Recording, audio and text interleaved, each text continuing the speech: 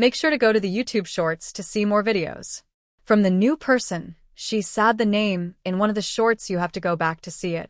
https://youtube.com/@theweathernetwork5/shorts. Wind advisory. Issued at Thursday 3:32 p.m. March 6, 2025. Issued by National Weather Service. Description. Wet. West winds 10 to 20 miles per hour with gusts up to 50 miles per hour expected.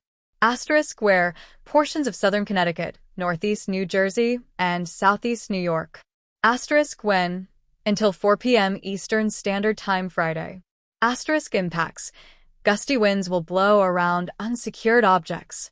Tree limbs could be blown down, and a few power outages may result. Recommended action. Winds this strong can make driving difficult, especially for high-profile vehicles. Use extra caution. Secure outdoor objects.